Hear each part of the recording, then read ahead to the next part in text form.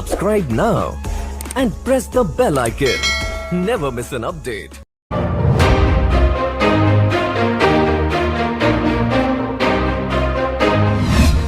Welcome to ETN limited. నేడు నవ్యాంధ్రప్రదేశ్లోని కృష్ణా జిల్లా జగ్గపేట నియోజకవర్గంలో ఉన్న జగ్గపేట నియోజకవర్గం నుంచి జనసేన ఎమ్మెల్యే అభ్యర్థి అయినటువంటి ధర్నకోట రమణ్ కుమార్ గారితో ప్రత్యేక ముఖాముఖి. పీఆర్పీ టైంలో ఎక్కడ ఉన్నారు? పీఆర్పీ టైంలో నేను వైఎస్ఆర్సీపీ ఉదయభార్ గారి పక్కనే ఉన్నామండి. అంటే ఆయన దగ్గర నుంచి వచ్చిన వ్యక్తులే మళ్ళీ ఎమ్మెల్యేలుగా కంటెస్ట్ చేస్తూ ఉన్నారు.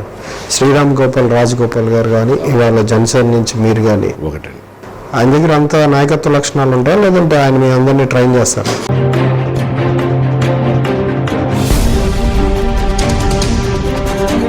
అంటే ఆయన దగ్గర మీరు విభేదించి బయటకు వచ్చారా, లేదంటే? విభేదించాల్సిన అవసరం లేదండి. మన లక్ష్యం ప్రజాసేవ, ఎవరిని విభేదించం.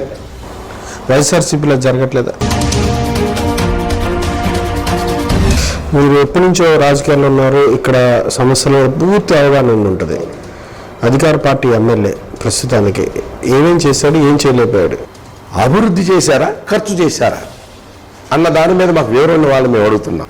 ఇంతవరకు జగ్గయ్యపేటలో 24 గంటల ట్రీట్మెంట్ ఇచ్చేటువంటి ఒక మల్టీ స్పెషాలిటీ హాస్పిటల్ కట్టలేకపోయారు.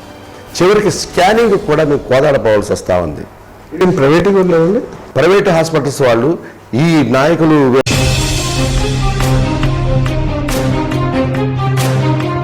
ఫ్లోరైడ్ సంబంధించి ఎక్కువ శాతం పెరగడానికి కారణం ఏమై ఉంటుంది? Cement factories. భూగర్భంలో ఉన్నటువంటి భూగర్భ జలాల్ని విపరీతమైన మైనింగ్ ద్వారా ఆ జలాలు మొత్తం ఒక పక్కకి వెళ్ళిపోతా ఉన్నాయి. అక్కడి నుంచి ఎక్కడికో లిఫ్ట్ అవుతున్నాయి. భూగర్భ పొరల్లో గ్యాప్లు ఏర్పడతా ఉన్నాయి. ఎప్పుడైతే గ్యాప్ ఏర్పడిందో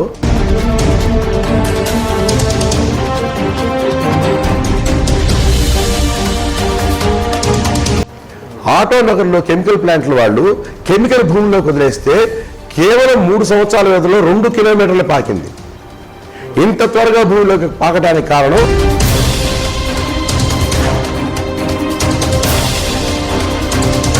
అంటే మీ మీద కేసు పెట్టిన వాళ్ళు వైసీపీలో వాళ్ళ, టీడీపీ వాళ్ళ? 2 పార్టీలు కూడా ఒక వ్యక్తి బలంగా ఎదుగుతున్నాడంటే, వాడు బలమైన వాడంటే జనసేనలోకి వచ్చాక జరిగింది. జగ్గయ్యపేటలో 2 పార్టీలు కలిపి డ్రామా ఆడతాయండి. ఇది ప్రజలకు చాలా మందికి తెలియకపోవచ్చు, కానీ రాజకీయంలో ఉన్న మాకు మాత్రం తెలుసు. అంటే ఇద్దరు కుమ్మక్కయ్య చేస్తారా? ఇద్దరు కుమ్మక్కయ్య చేస్తారు. మీరు వాళ్ళ దగ్గర ఉండి వచ్చారు కదా, వాళ్ళు ఇవన్నీ తెలుసు కదా, అయినా సరే జాగ్రత్త పడలేకపోయారా? నమస్కారం సార్. నమస్కారం అండి. ఎట్లా ఉన్నారు రమణ్ కుమార్ గారు? బాగున్నామండి. ఎమ్మెల్యే లక్ష్యంతోనే రాజకీయాల్లోకి వచ్చారా? ప్రజాసేవ లక్ష్యంతో రాజకీయాల్లోకి వచ్చామండి. ప్రజాసేవ లక్ష్యంగా వచ్చారంటారు. ఎప్పటి నుంచి ఉన్నారు ప్రజాసేవలో? 1983 నుంచి 87 దాకా స్టూడెంట్ లీడర్గా ఉన్నామండి. ప్రజాసేవ అంటే ప్రజలకు దగ్గరికి వెళ్ళి సేవ చేయటం కాదు, ప్రజల గురించి ఆలోచించడం కూడా ప్రజాసేవే. మన లక్ష్యం అనేది అభివృద్ధి వైపు, ప్రజల వైపు, నిజాయితీ వైపు ఉన్నప్పుడు చేసే ప్రతి ఆలోచన కూడా ప్రజాసేవని నమ్మి స్టూడెంట్ లీడర్గా వచ్చాం. ఆ తర్వాత కాంగ్రెస్ పార్టీ వైఎస్ఆర్సీపీలతో కలిసి పనిచేయడం జరిగింది.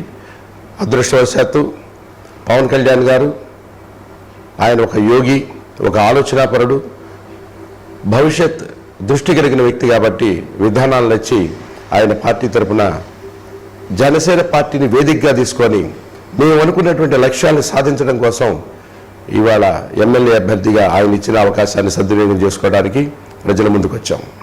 అంటే అంతకుముందే పార్టీలో ఉన్నారు మీరు? వైఎస్ఆర్సీపీ అండి. ఎంతకాలం పనిచేశారు? వైఎస్ఆర్సీపీలో దగ్గర 10 సంవత్సరాల పాటు ఉన్నానండి.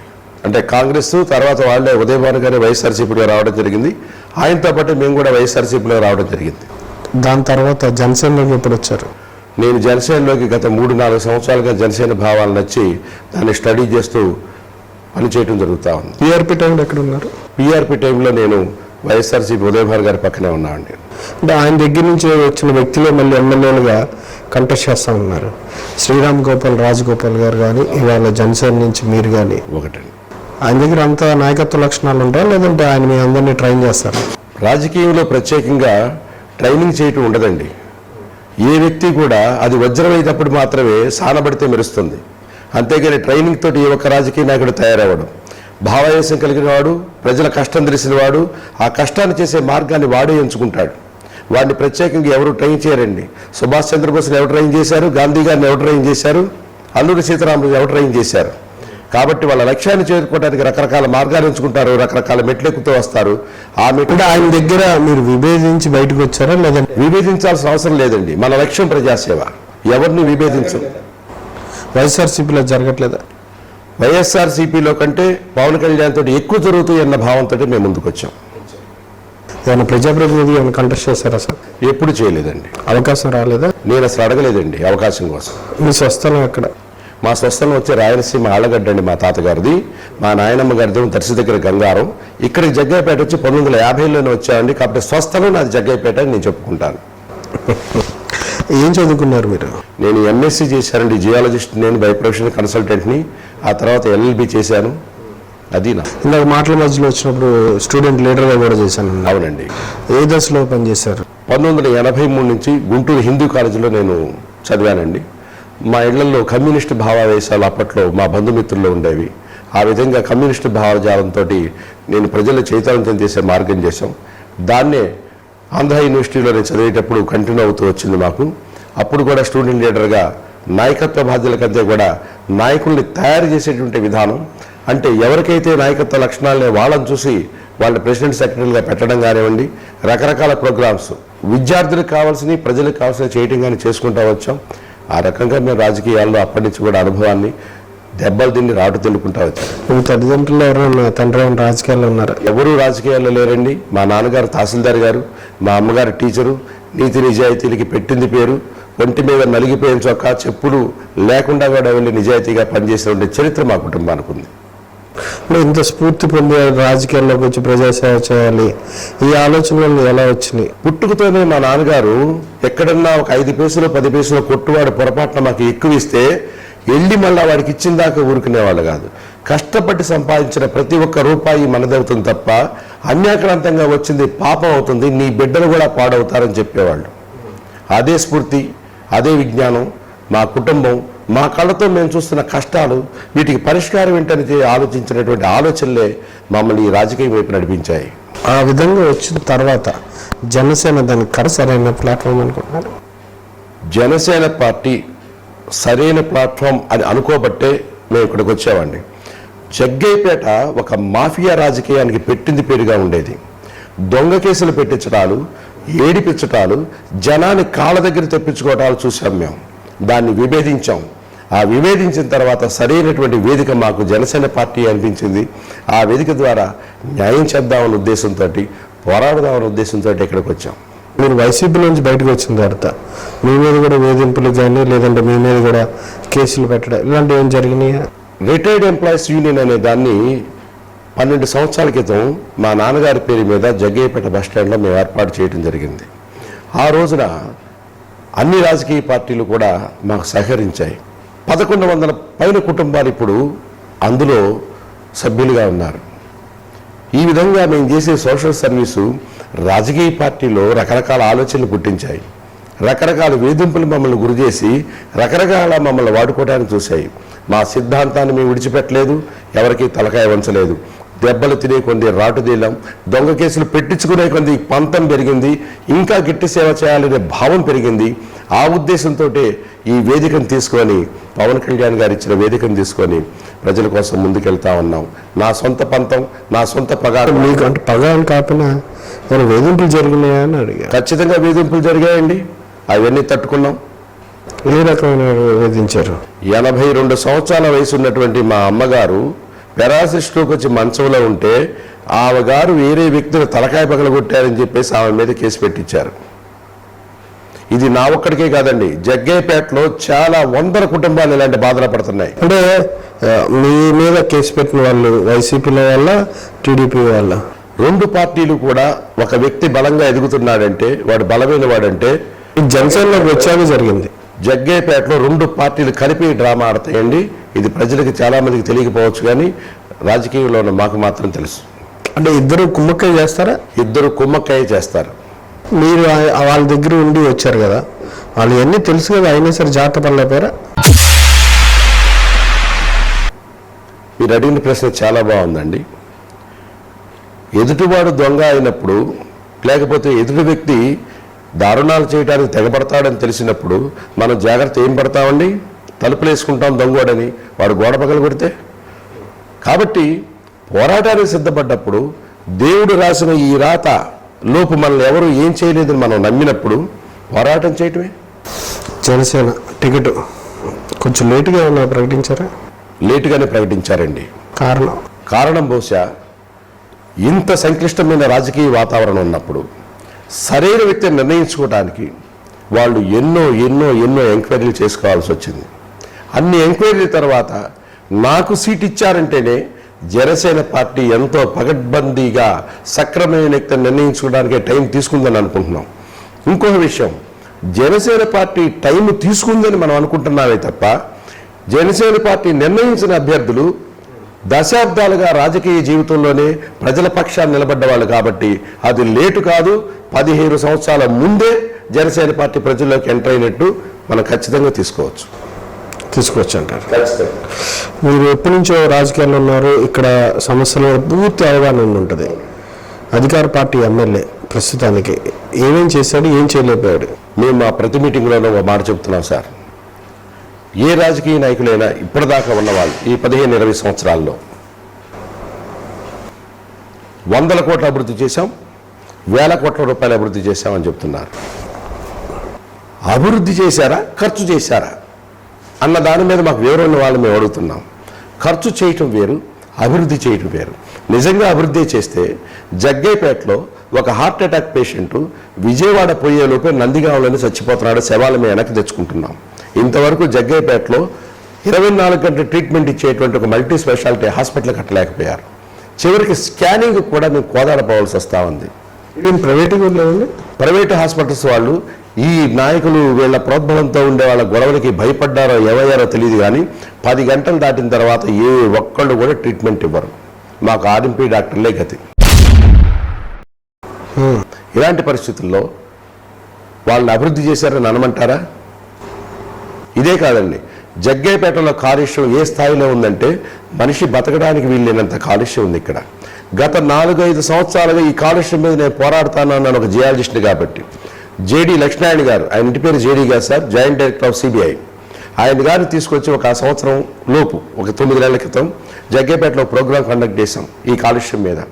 ఒక షేర్మౌంట్పేట విలేజ్లోనే ఫ్లోరైడ్ 12 బోరు బావుల్లో తేలింది. వీళ్ళంతా బ్రహ్మాండంగా ఉంది జగ్గైపేట అని చెప్తా ఉంటే ఎంత కాలుష్యం ఉందో మేము ప్రూవ్ చేశాం. ఆటో నగర్లో బోరు కొడితే అందులోంచి యాసిడ్ వస్తూ ఉంది. అధికారులు నాయకులు మాత్రం ఇవాటి దాకా దాని మీద కనీసం నోరెత్తి మాట్లాడలేదు. ఎందుకు మాట్లాడలేదని మేము అడుగుతున్నాం. ప్రతి ఊర్లోనూ ఎంత కాలుష్యం ఉంది గాలిలో, ఎంత కాలుష్యం ఉంది నీటిలో, ఎంత కాలుష్యం ఉంది భూమి లోపల అనేది చెప్పి తీరాలని అడుగుతున్నాం మేము. ఇవాళ జగ్గైపేట ఉన్న మనుషుల యొక్క బ్లడ్ టెస్టులు శాంపిల్స్ తీసిన మా శరీరాల్లో కూడా కాలుష్యం, లెడ్, అమ్మోనియం, సల్ఫైడ్, లైమ్ స్టోన్కు సంబంధించినటువంటి అన్ని రకాల విపరీతమైనటువంటి ఈ వైరల్ డిసీజెస్ ఎందుకు వస్తున్నాయంటే దీనివల్ల బలపడిపోతున్నాయి. ఇవన్నీ మాలో ఉన్నాయి. మేము కష్టపడుతున్నాం, వాటి గురించి నష్టపోతున్నాం. ఆరోగ్యానికి సంబంధించినటువంటి మెడికల్ క్యాంప్స్ కానీ ఒక్కడు కూడా మాకు లేదు. దానికోసం మేము పోరాడుతున్నాం. ఈవెన్ అంబులెన్స్ సదుపాయం లేదండి మాకు. అంబులెన్స్ వచ్చిందని చెప్పారు. అంబులెన్స్ వస్తాయి సార్, కానీ అవి మూలపడతాయి. ఎందుకు పడతాయంటే నిర్వహణాలోపం. ఎందుకు నిర్వహణాలోపం? పట్టించుకునే నాయకులు లేరు. కిడ్నీ కేసులు 2014లో 150 కిడ్నీ కేసులు ఉన్నాయి సార్. 2018 ఏప్రిల్ నాటికి అంటే 6 నెలల్లో 150 కేసులు వచ్చినాయండి. ఇన్ని రకాల కిడ్నీ కేసులు వస్తూ ఉంటాయి. అది గవర్నమెంట్ లెక్కల ప్రకారం తేలినాయి. ఎందుకు ఇన్ని కేసులు వస్తామని చెప్పి అనలైజ్ చేయాల్సినటువంటి బాధ్యత గల అధికారులు కానివ్వండి, పొలిటీషియన్ అధికారులు కానివ్వండి, ఇవాటి దాకా ఒక మాట మాట్లాడటం లేదు. జనం మాత్రం కీళ్ల నొప్పులతోటి కాళ్ళు వంకర్లు పోయి నానా రకాల వ్యాధులు పడుతున్నారు. మన మీడియా మిత్రులు ఫ్లోరైడ్ సంబంధించి ఎక్కువ శాతం పెరగడానికి కారణం ఏమై ఉంటుంది? Cement factories. భూగర్భంలో ఉన్నటువంటి భూగర్భ జలాల్ని విపరీతమైన మైనింగ్ ద్వారా ఆ జలాలు మొత్తం ఒక పక్కకి వెళ్ళిపోతా ఉన్నాయి. అక్కడి నుంచి ఎక్కడికో లిఫ్ట్ అవుతున్నాయి. భూగర్భ పొరల్లో గ్యాప్లు ఏర్పడతా ఉన్నాయి. ఎప్పుడైతే గ్యాప్ ఏర్పడిందో మేము నల్గొండ జిల్లాలకి పక్కనే ఉంటున్నాం కాబట్టి అక్కడ ఫ్లోరైడ్ అధికంగా ఉంటుంది కాబట్టి అవన్నీ కూడా ఈ గ్యాపుల్లోకి పాకుతా ఉన్నాయి. ఆటో నగర్లో కెమికల్ ప్లాంట్ల వాళ్ళు కెమికల్ భూమిలోకి వదిలేస్తే కేవలం 3 సంవత్సరాల వ్యవధిలో 2 కిలోమీటర్లు పాకింది. ఇంత త్వరగా భూమిలోకి పాకడానికి కారణం భూగర్భాన్ని అనవసర అక్రమ మైనింగ్ల ద్వారా ఖాళీ చేయటమే.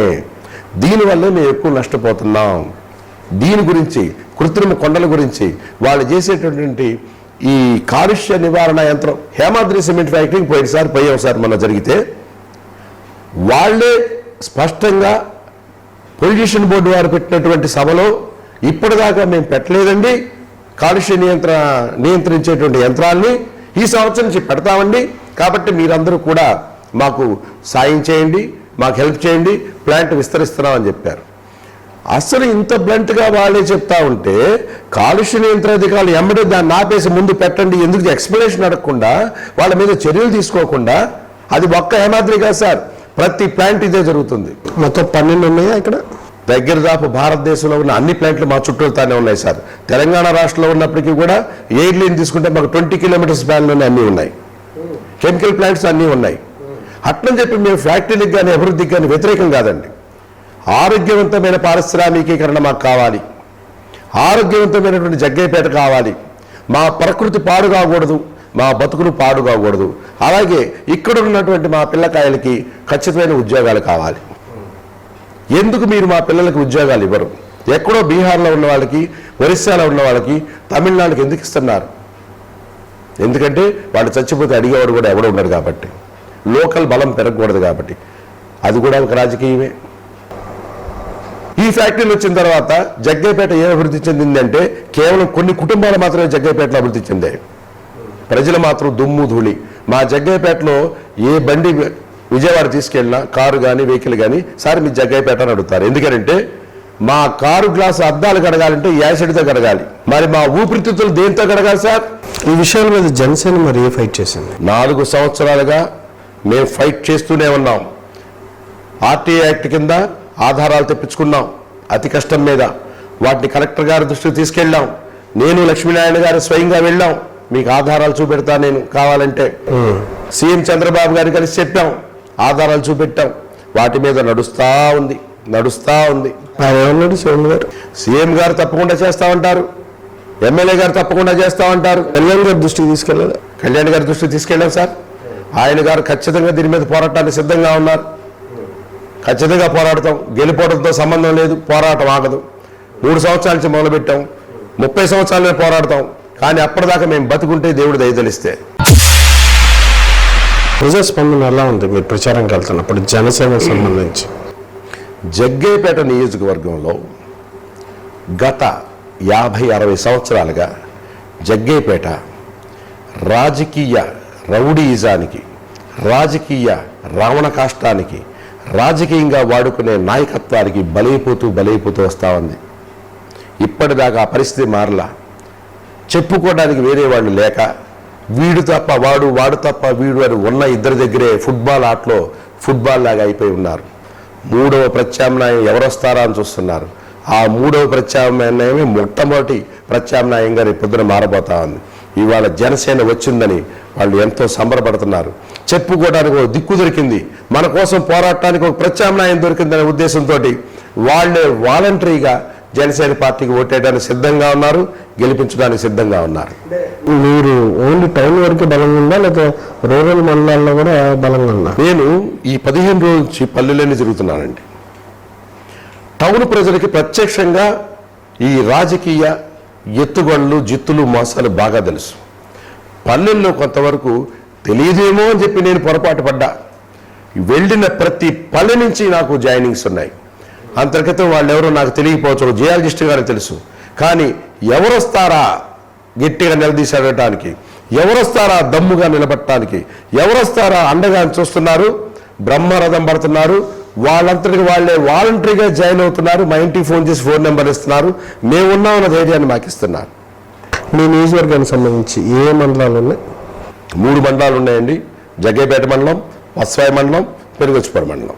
వసవాయి మండలానికి, పెనుగొచ్చిపూడి మండలానికి సంబంధించి సాగునీటి సమస్య తీర్చడానికి గవర్నమెంట్ కూడా చేసింది అని చెప్తా ఉన్నారు.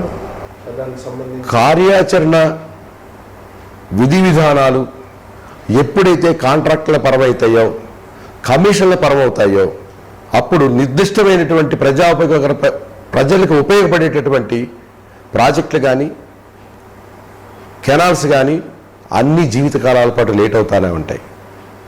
పచ్చవాయి మండలంలో ఏర్పాటు చేసినటువంటి చిన్న డ్యామ్ కావచ్చు, పెనుగంచిపల్లి మండలంలో ఉన్న కాలువల పరిస్థితి కావచ్చు, మంచినీటి సదుపాయాలు కావచ్చు, ప్రతి దాని పరిస్థితి ఇలాగే. ఎత్తిపోతల తక్కిళ్ళపాడు ఎత్తిపోతలు ఇవన్నీ జరగలేదా? తక్కిళ్ళపాడు ఎత్తిపోతల పథకం అనేది ఎప్పుడు అనుకున్న పథకం సార్ ఇది? జగ్గయ్యపేటకి కృష్ణా జలాలు తీసుకొస్తామని చెప్పింది ఎప్పుడు అనుకున్న పథకం సార్ ఇవి?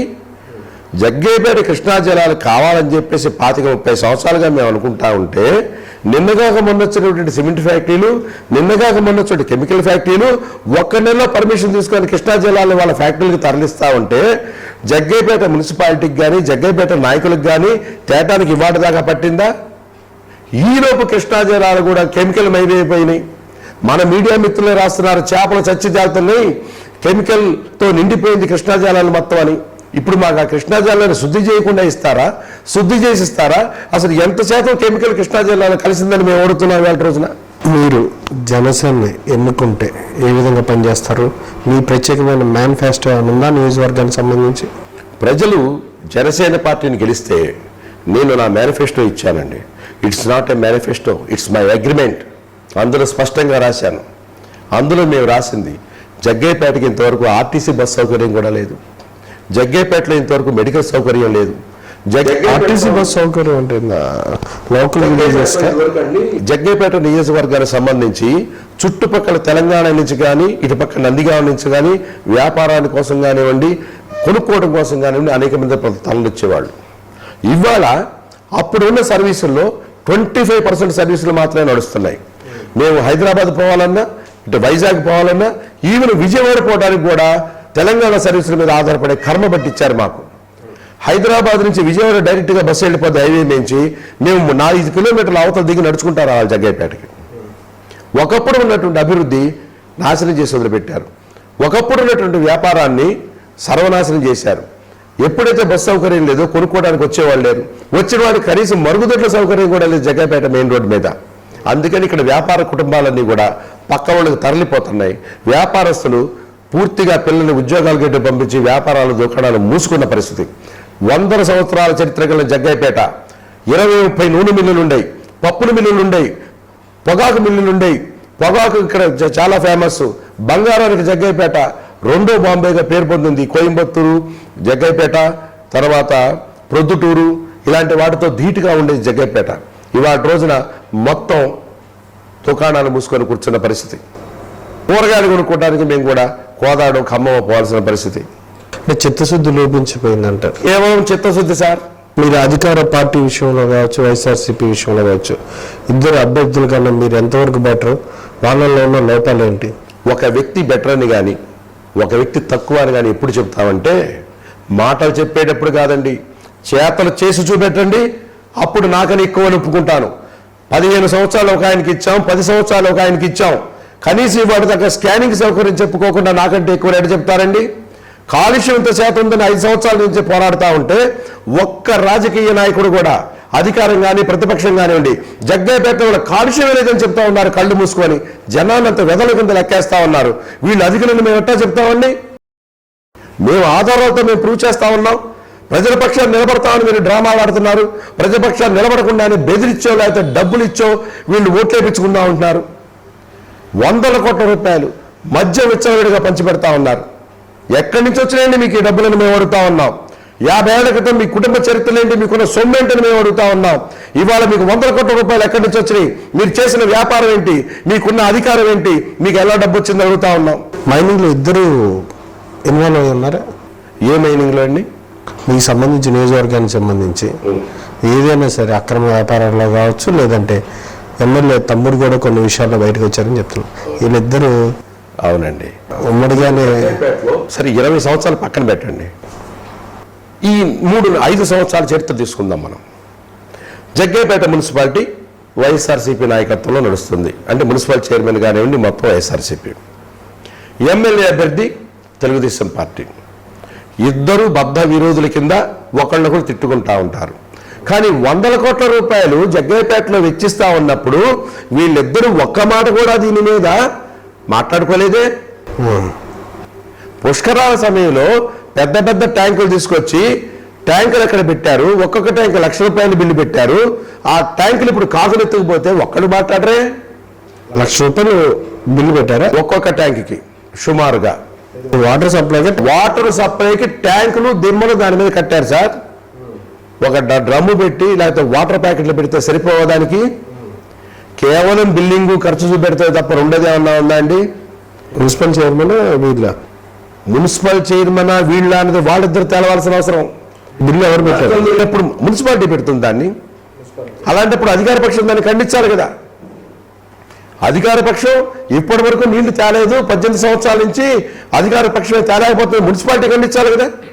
ఈ పార్టీ వాళ్ళందు, ఆ పార్టీ వీళ్ళందు 60-40 సాయంత్రానికి ఓకే, జనం మాత్రం మా బతుకులు ఇంతే. అంటే ఇద్దరు రోజు అండర్స్టాండింగ్ ఉంది. అండర్స్టాండింగ్ లేకుండా వైఎస్ఆర్సీపీ ఒకళ్ళ మీద కేసు పెడితే అధికార పక్షం ఏమిటి దాన్ని ఎలా బలపరుస్తుంది? అధికార పక్షం బలపరచకుండా పోలీసులు ఎలా కేసు కడతారు? న్యాయాలు ఆలోచించకుండా ఒక ప్రతి కుటుంబంలో జరుగుతున్న వ్యవస్థ ఇక్కడ జగ్గైపేటలో. రైతులకు సంబంధించి పింఛన్ ఇస్తానని చెప్పి కళ్యాణ్ మేనిఫెస్టో. అవునండి. మీ పల్లెల్లోకి వెళ్తున్నప్పుడు ఎట్లా ఉంది దాని మీద రెస్పాన్స్? కళ్యాణ్ గారు చెప్పినటువంటి మేనిఫెస్టో నిజమైన కష్టాన్ని చూసి ఏర్పరిచినటువంటి మేనిఫెస్టో. ఇంత చిన్న వయసులో ఆయన ఎలా స్టడీ చేశాడని నాకే ఆశ్చర్యం వేస్తుంది. 58 ఏళ్ళు నిండి ఒక ఉద్యోగస్తుడు రిటైర్ అవుతే అతనికి పెన్షన్ వస్తుంది. ఒకవేళ అతను చనిపోతే అతని కుటుంబానికి పెన్షన్ వస్తుంది. ప్రతి ఎలక్షన్లోనూ స్వాతంత్రం వచ్చిన ఈ 70 సంవత్సరాల్లో రైతే రాజు, రైతే వెన్నెముక, రైతే అన్నదాత, రైతు లేకపోతే ఏమీ లేదని ఒకటప్పుడు ఉపన్యాసాలు చెప్పేటువంటి రాజకీయ పార్టీలు ఆ రైతుకి ఏమన్నా చేయాలన్న ఆలోచన రాలేదా? అందుకే రైతుకి, కౌలు రైతుకి కూడా 50 ఏళ్ల దాకా పనిచేసి 60 ఏళ్ల దాకా పనిచేసి నడు వంగిపోయి కష్టంలో ఉన్న రైతుకి ₹5,000 పెన్షన్ ఇవ్వడం అనేది ప్రతి ఒక్క రైతు కూడా ఆస్వాదిస్తున్నాడు, ఇవాళ అభినందిస్తున్నాడు మమ్మల్ని. ఈసారి మీ గెలుపు ఖచ్చితంగా జగ్గైపేటలో మీరు గెలుస్తున్నారా? ఖచ్చితంగా జగ్గైపేటలో మేము గెలవబోతున్నాం. మాదైన అభివృద్ధిని మేము చేసి తీరుతాం, చూపెట్టి తీరుతాం.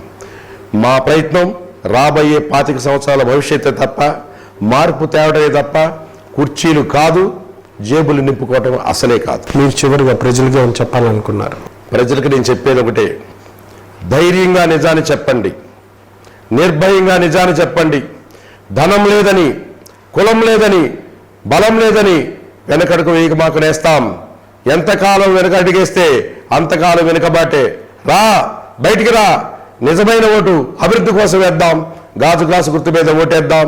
నిజమైన అభివృద్ధిని చేసి చూపెడదాం. భావితరాల 25 సంవత్సరాల భవిష్యత్తు కోసం పోరాడదాం, రేపటి కుర్చీ కోసం కాదని మాత్రం ప్రజలకు చెప్తాం. Thank you sir. Thank you very much. Best of luck. ఇదండి దర్శకోట వెంకట రమణ కుమార్ గారి ఆలోచన అభిప్రాయాలు. నియోజకవర్గానికి సంబంధించి సమస్యల మీద ఎవరు ప్రత్యేకంగా పోరాడడం లేదని, సమస్యలు మాత్రం చాలా ఎక్కువగా ఉన్నాయని, తాగునీటి అవస్థ చాలా ప్రజలు ఎక్కువగా ఎదుర్కొంటున్నారని, ఈ విషయంలో జనసేన ఎప్పుడు నిలబడి పోరాడుతుంది, అధికారం ఉన్నా లేకపోయినా ప్రజల మధ్య ఉండి ప్రజా సమస్యల పరిష్కారాని కోసం ప్రత్యేకంగా కృషి చేస్తుందని, అధికార పార్టీ ప్రతిపక్ష పార్టీ ఇద్దరు కుమ్మక్కయి ప్రజలు మోసం చేయడం జరుగుతుందని ఆయన ఆవేదన వ్యక్తం చేశారు. ప్రజల్లో ఒక రకమైనటువంటి అభివృద్ధి జరగాలన్నా, సంక్షేమ పథకాలు, మౌలిక సదుపాయాలు సరైన విధంగా అందాలన్నా సరే జనసేనని గెలిపించాలని ఆయన కోరుతున్నారు. Thank you very much. Thank you అండి. Subscribe now and press the bell icon. Never miss an update.